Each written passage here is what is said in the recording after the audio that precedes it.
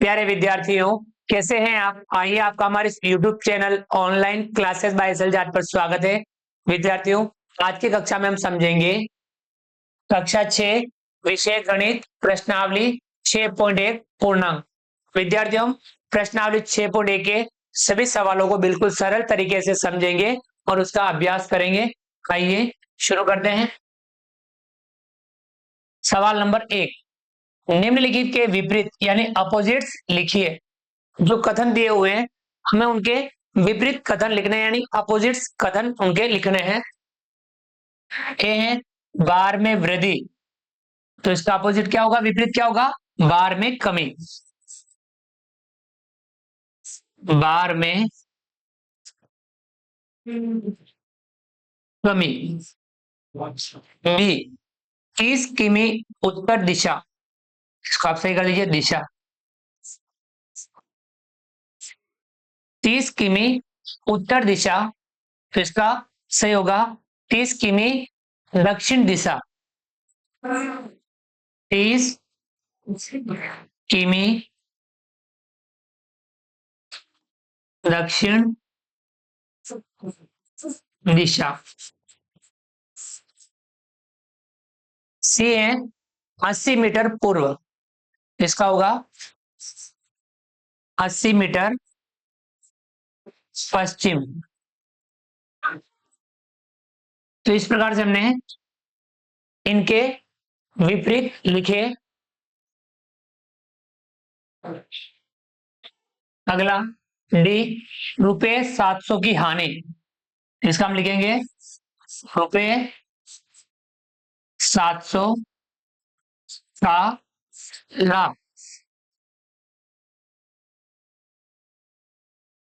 ₹700 का लाभ कि समुद्र तल से 100 मीटर ऊपर, इसका लिखेंगे समुद्र तल से 100 मीटर नीचे।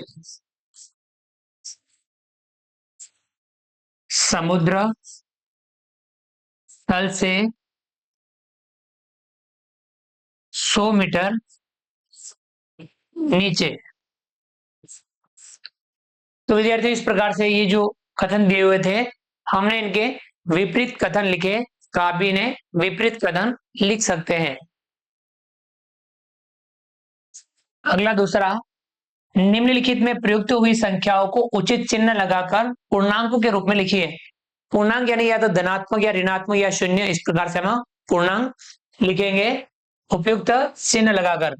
ये है एक हवाई जहाज भूमि से 2000 मीटर की ऊंचाई पर उड़ रहा है। भूमि से 2000 मीटर की ऊंचाई पर उड़ रहा है, यानी वह आएगा धनात्मक पूर्णांक। हम इसे लिखेंगे +2000। आया समझ में? बी है एक पनडुब्बी समुद्र तल से 800 मीटर की गहराई पर चल रही है। 800 मीटर गहराई पर चल रही है समुद्र तल से, तब उसको हम किस में लिखेंगे? माइनस में, यानी ऋणात्मक पूर्णांक लिखेंगे। तो हम इसका लिखेंगे ऋणात्मक 800। तो धनात्मक 2000 था, ये ऋणात्मक 800 है। अगला है सी, खाते में ₹200 जमा कराना। 200 रुपए जमा कराना यानी धनात्मक, तो उसे हम लिखेंगे +200।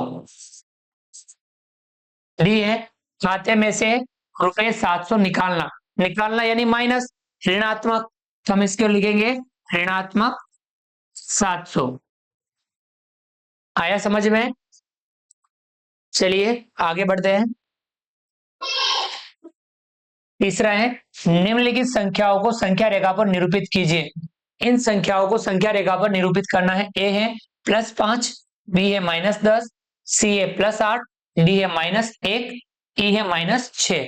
हम यहाँ एक संख्या रेखा बना लेते हैं और उनपे ये संख्या दर्शा देते हैं।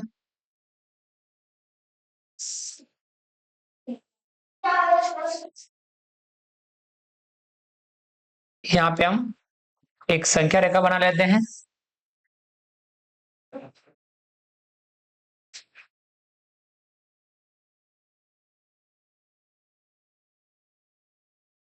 तो यहाँ हम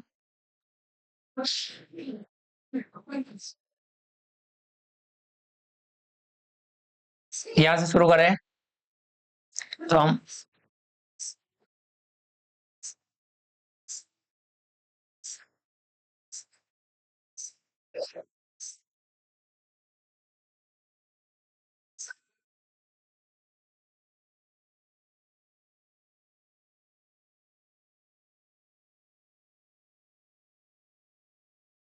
और भी हम आगे बना सकते हैं।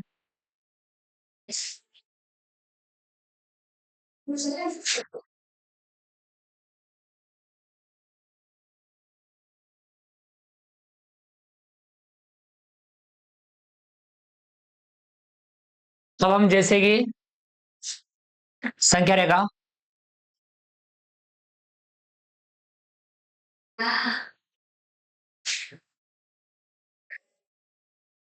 यहाँ पे हम शून्य बता देते हैं, या थोड़ा शून्य हम आगे लिख देते हैं, यहाँ बना देंगे शून्य के इस तरफ धनात्मक और इस तरफ,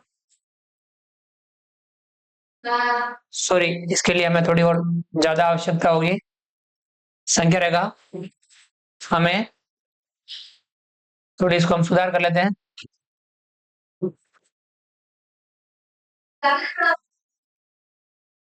क्योंकि हमारे ये है जो संख्या आएगी नहीं, क्योंकि +8 है, इधर -10 है, तो हमें इतनी संख्या आनी चाहिए। चलिए हम दूसरी एक संख्या रेखा से तरीके से बना लेते हैं।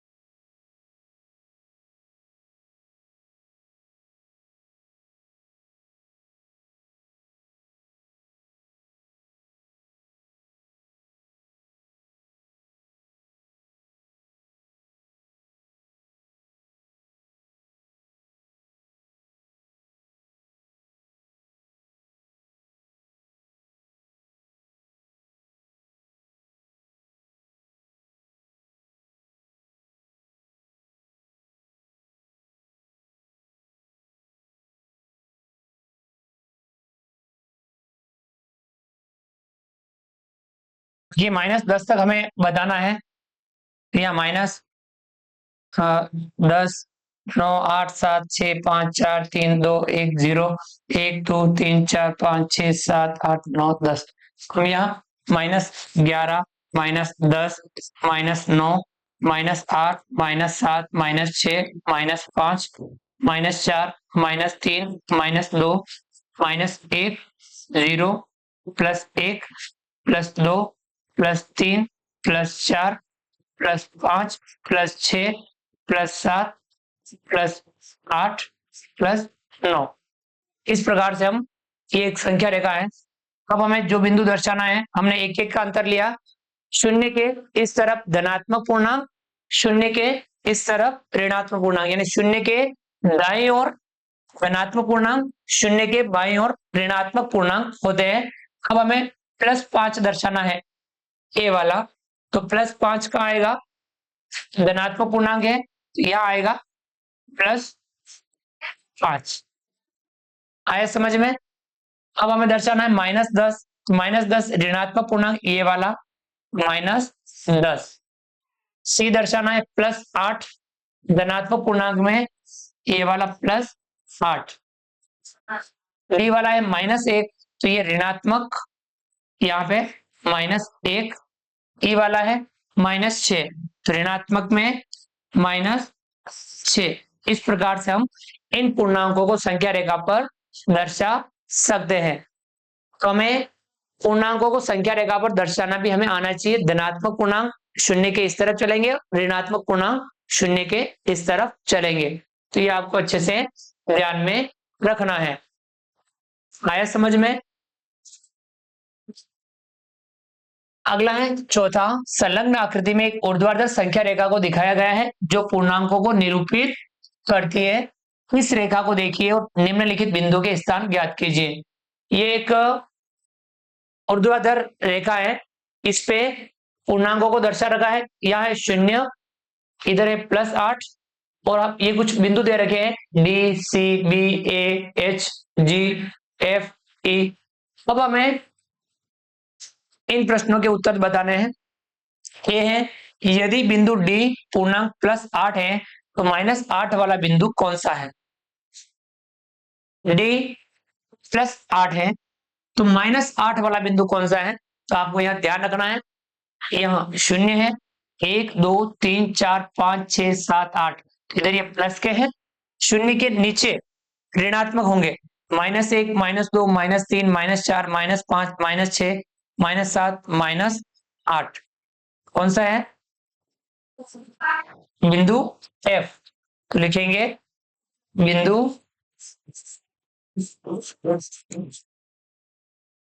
एफ, इसका आंसर हो जाएगा बिंदु एफ। आया समझ में? बी है, क्या जी एक ऋणात्मक पूर्णांक है या धनात्मक पूर्णांक?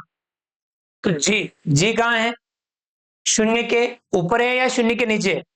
जी 0 के नीचे है, तो ये कौन सा पूर्णांक होगा? ऋणात्मक पूर्णांक। इसका लिखना है ऋणात्मक पूर्णांक। जी क्या है?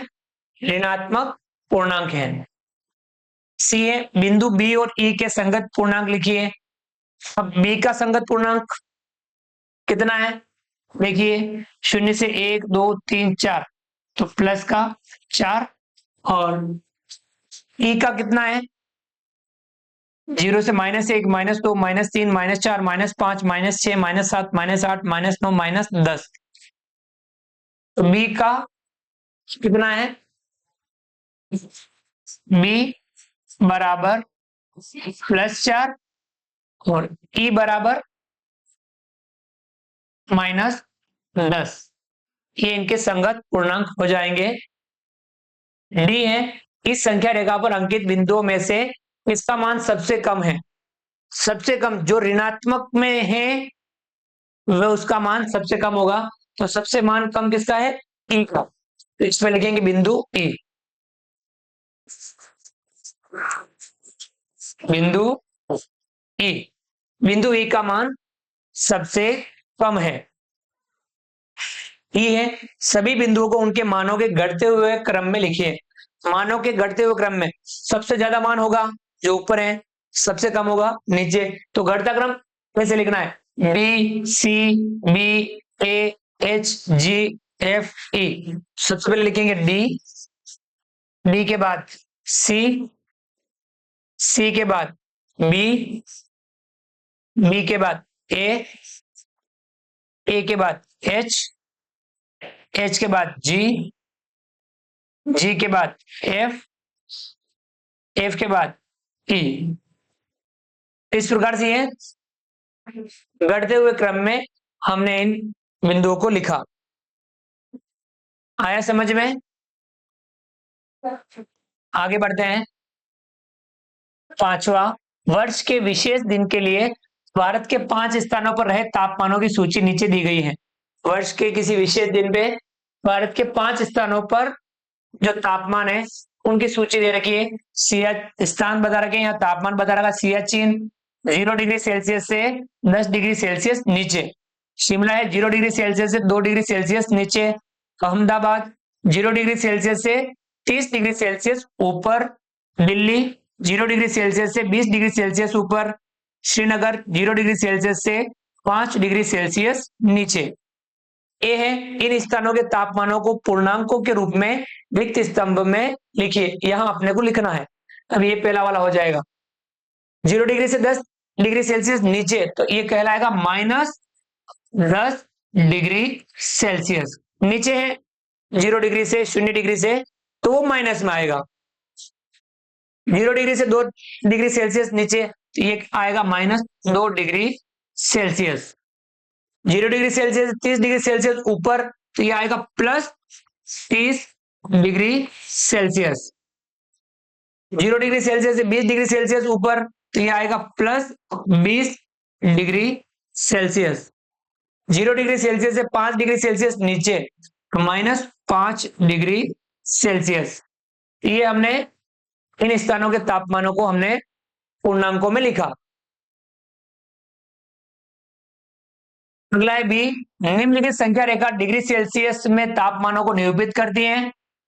ये देखिए तापमान बता रखा है, ये 0 डिग्री, इधर जाएंगे हम धनात्मक पूर्णांक है, और 0 के इस तरफ ऋणात्मक पूर्णांक है, तो ये तापमान बता रखा है। उपरोक्त स्थानों के नाम संख्या रेखा पर उनके तापमानों के संगत अंकित कीजिए। अब इनके, इसका कितना तापमान है वो हमें इस संख्या रेखा पर लिखना है, तो आपको ये ध्यान में रखना है। किसका कितना है? सियाचिन का -10 डिग्री सेल्सियस, तो सियाचिन -10 डिग्री सेल्सियस, यहां आएगा सियाचिन। Siachen -10 degree Celsius. उसके बाद में शिमला -2 डिग्री सेल्सियस, तो यहां पे आएगा 0 से -1 -2, यहां आएगा शिमला। उसके बाद अहमदाबाद +30 डिग्री सेल्सियस, तो यहाँ आएगा +30, तो यहाँ लिखेंगे हम अहमदाबाद।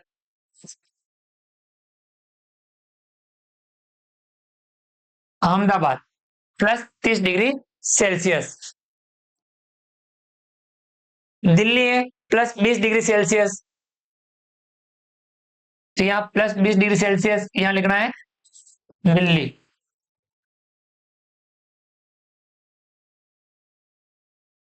Srinagar -5 degree Celsius, Srinagar.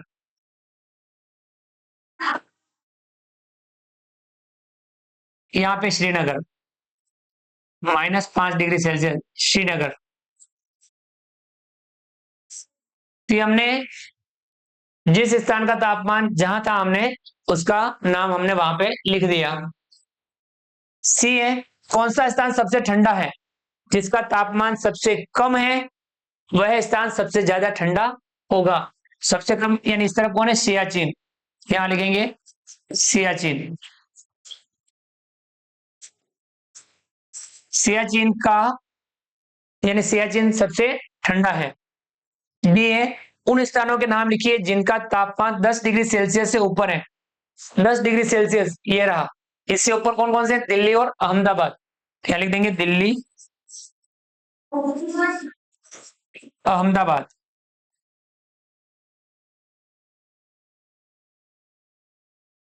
आया समझ में? प्रश्न जैसा पूछे, सवाल जैसा पूछे, हमें उसका उसी तरह से उत्तर देना है, उसको हमें उसी तरह से समझना है। समझ में आ गया होगा ये वाला। आइए आगे बढ़ते हैं। छठा, निम्नलिखित युग्मों में कौन सी संख्या संख्या रेखा पर दूसरी संख्या के दाएं ओर स्थित है? दाएं ओर समझते हैं, इस तरफ, बाएं ओर इस तरफ। अगर आप ये दाएं बाएं अगर भूल जाते हैं, आप स्वयं अपने हाथों को इस प्रकार से देखिए। ये वाला हाथ आपको इस प्रकार से बन रहा है, और ये वाला हाथ आपको इस प्रकार से बन रहा है, यानी डी, डी से दाया, बी से बाया। तो आप दाया इस तरफ, बाया इस तरफ, कैसे आप याद कर सकते हैं। Okay, clear? तो हमें दाएं ओर कौन सा स्थित है ये हमें बताना है। ये है 2 और 9, तो दाएं ओर कौन सा होगा? 9 है, समझ? 9 उस तरफ होगा, तो यहां लिखेंगे 9, 2 के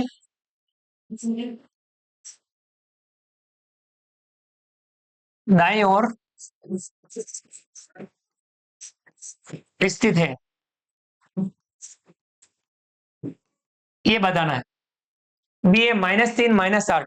अब इसमें ध्यान रखना, -3 इस तरफ होगा, -8 इस तरफ होगा, ठीक है ना? तो दाएं ओर कौन सा होगा? -3, यानी कि -3 -8 के दाएं ओर स्थित है।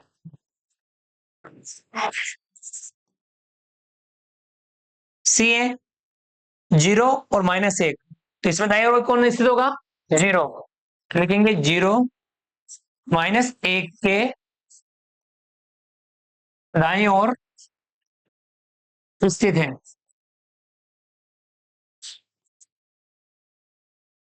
0 -1 के दाईं ओर स्थित है, यानी इस तरफ वाला बताना है। ये -11 और 10, तो इसमें दाईं ओर कौन स्थित होगा? 10। बिल्कुल सही। लिखेंगे 10 -11 के दाईं ओर स्थित है।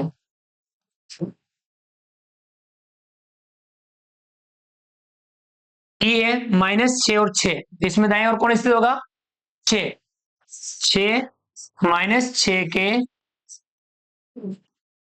दाईं ओर स्थित है।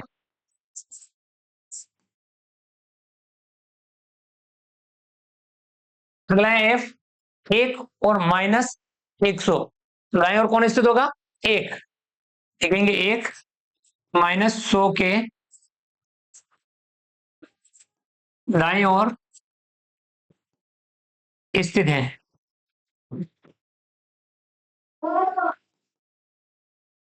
1 -100 के दाईं ओर स्थित है। तो ये आपको दाईं ओर समझना है, संख्या रेखा को आपको अच्छे से समझ लेनी है, कौन दाईं ओर होगा कौन बाईं ओर होगा, ये आपको अच्छे से समझना है। सवाल नंबर 7, नीचे दिए हुए युग्मों के पूर्णांकों के बीच के सभी पूर्णांक लिखिए, बढ़ते हुए क्रम में लिखना है। सभी पूर्णांक लिखना है। ये है 0 और -7 के बीच के सभी पूर्णांकों को बढ़ते हुए क्रम में लिखना है। तो बाईं ओर कौन होगा? -7। अब इनके बीच के लिखने हैं, -7 के इस तरफ -6, -5, -4, -3, -2, -1, ये 0 और -7 के बीच में स्थित पूर्णांक है और बढ़ते हुए क्रम में लिखा है। तो ये -4 और 4, इनके बीच के पूर्णांक लिखने हैं, हम इस तरह बढ़ते हुए क्रम में लिखेंगे, -3, -2, -1, 0, प्लस का 1, +1 को प्लस लगाने की आवश्यकता नहीं है, 2, 3, ये इनके बीच के स्थित पूर्णांक है और इनको हमने बढ़ते हुए क्रम में लिखा। सी है -8 और -15, इनके बीच के पूर्णांक लिखने हैं, -15 इस तरफ होगा, इस तरफ बढ़ता हुआ क्रम, -14, -13, -12, -11, -10, -9। आया समझ में? अगला है डी, -30 और -23, तो -30 इस तरफ होगा, -23 इस तरफ होगा, तो यानी बढ़ता क्रम इस प्रकार से चलेगा, इधर चलेगा बढ़ता हुआ क्रम। तो इनके बीच का लिखने हैं -29, -28, -27, -26, -25, -24, ये बढ़ते हुए क्रम में इनके बीच के पूर्णांक हमने लिखे। आइए आगे बढ़ते हैं। अगला है 8वां। 8वें में ए, -20 से बड़े 4 ऋणात्मक पूर्णांक लिखिए। तो यहाँ -20 से बड़े 4 ऋणात्मक पूर्णांक आपको लिखने हैं, तो आप इनसे बड़े यानी इस तरफ वाले लिखने हैं, तो -19, -18, -17, -16, 4 ही लिखने हैं। बी है -10 से छोटे 4 पूर्णांक लिखिए। -10 से छोटे हमें 4 पूर्णांक लिखने हैं, तो -10 से छोटे आप 4 पूर्णांक लिख सकते हैं, तो वो इस तरफ आएंगे, किस तरफ आएंगे? इस तरफ। -10 से छोटे कौन होंगे? जो इस तरफ होंगे, तो हम लिखेंगे -11, -12, -13, -14, ये -10 से छोटे पूर्णांक हैं।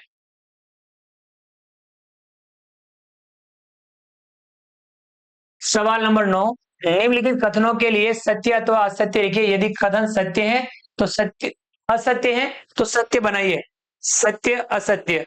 और कथन यदि असत्य है तो उसको सत्य बनाना है। ये संख्या रेखा पर -8 -10 के दाईं ओर स्थित है। -8 -10 के दाईं ओर स्थित है। ये बिल्कुल कथन सत्य है, लिखेंगे सत्य। ये संख्या रेखा पर -100 -50 के दाईं ओर स्थित है। -100 -50 के दाईं ओर स्थित है, नहीं, -100 -50 के बाईं ओर स्थित है। ये कथन सत्य होगा, तो ये कथन असत्य है। और इसका सत्य कथन क्या होगा?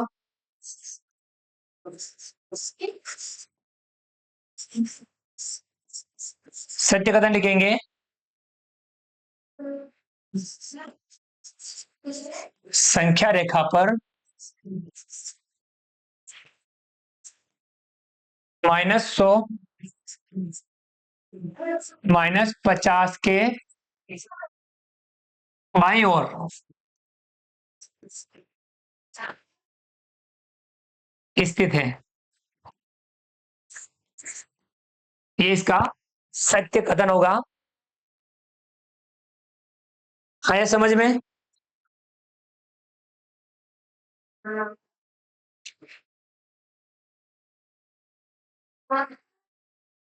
अगला है सी, सबसे छोटा ऋणात्मक पूर्णांक -1 है। -1 सबसे छोटा ऋणात्मक पूर्णांक है क्या? नहीं, यह कथन भी असत्य है। और इसका सत्य कथन क्या होगा? सत्य कथन लिखेंगे सबसे बड़ा ऋणात्मक पूर्णांक -1 है। सबसे बड़ा ऋणात्मक पूर्णांक -1 है। -1 सबसे बड़ा ऋणात्मक पूर्णांक है, ध्यान रखना। नहीं है, -26 पूर्णांक -25 से बड़ा है। -26 पूर्णांक -25 से बड़ा है, नहीं, ये छोटा है। ये कथन भी असत्य है। और इसका सत्य कथन क्या होगा?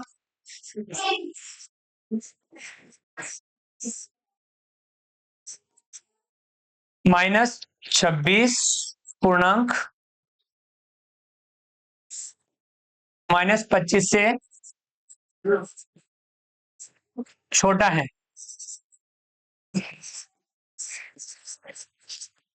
ये इसका सत्य कथन होगा। आया समझ में? इस प्रकार से हम सत्य कथन बनाए, और जो कथन सत्य थे, केवल पहला वाला सत्य था, ए वाला, बी और सी और डी असत्य थे, इनको हमने सत्य कथन में बदला।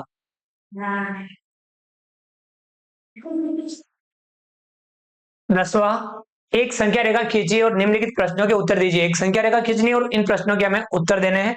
तो पहले चलिए हम एक संख्या रेखा खींच लेते हैं।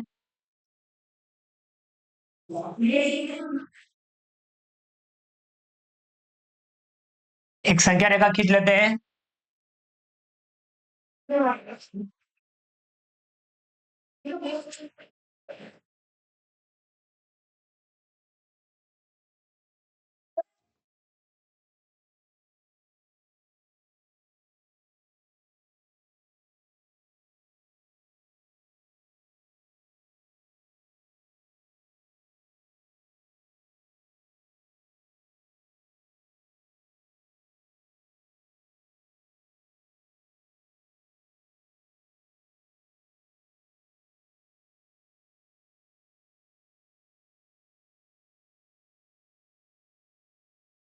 ये हमने एक संख्या रेखा बनाई।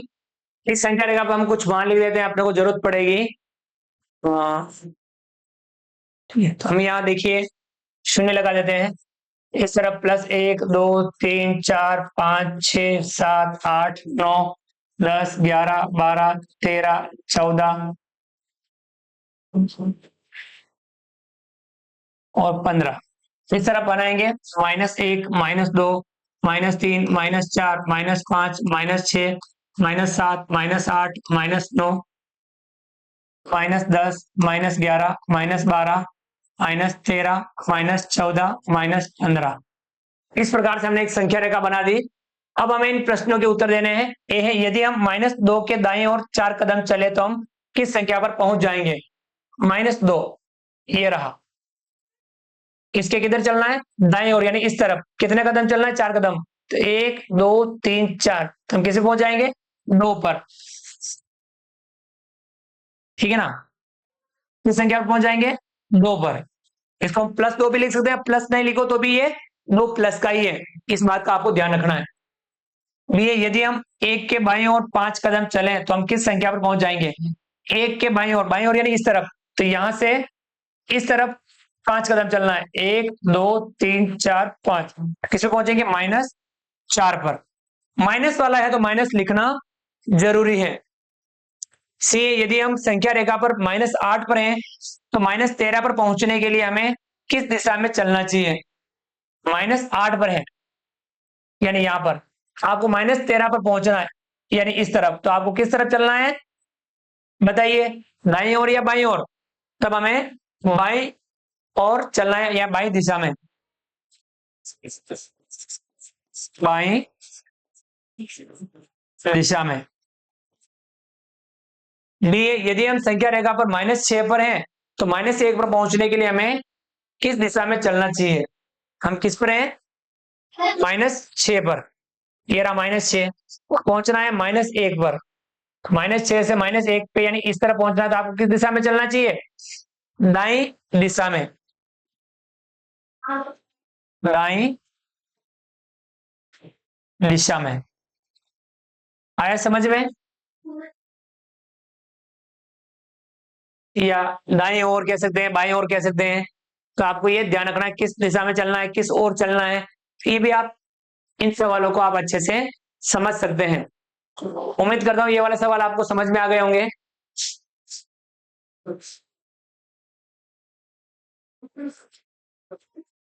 तो हमने इस प्रकार से पूर्णांक के जो सवाल थे हमने इनका अभ्यास किया। आप भी इन सवालों को और संख्या रेखा बनाते हुए पूर्णांकों का अच्छे से अभ्यास कीजिए। समझते हुए अभ्यास करना है। तो विद्यार्थी, हमने कक्षा 6 में प्रश्नावली 6.1 के सभी सवालों को बिल्कुल सरल तरीके से समझा। आप भी इन सवालों को अच्छे से समझते हुए इनका अभ्यास कीजिए, क्योंकि हम जितना ज्यादा गणित में समझ के अभ्यास करते हैं हम गणित में उतना ही बेहतर बन पाते हैं। उम्मीद करता हूं आपको हमारा वीडियो पसंद आया होगा। वीडियो को लाइक कीजिए। चैनल पर नए हैं और अभी तक चैनल को सब्सक्राइब नहीं किया हो तो नीचे दिए गए सब्सक्राइब बटन को दबा करके हमारे YouTube channel online classes by सेल्स को सब्सक्राइब कीजिए। बेल आइकन ऑल नोटिफिकेशन के लिए दबाइए, ताकि आप तक हमारा लेटेस्ट वीडियो सबसे पहले पहुंच पाए। आप अधिक से अधिक साथियों, विद्यार्थियों, मित्रों तक हमारे वीडियो शेयर जरूर कीजिए। मिलते हैं अगली क्लास में नए वीडियो, नए कंटेंट के साथ में। तब तक के लिए थैंक यू, धन्यवाद, जय हिंद, जय भारत। आपका दिन शुभ रहे। Thank you.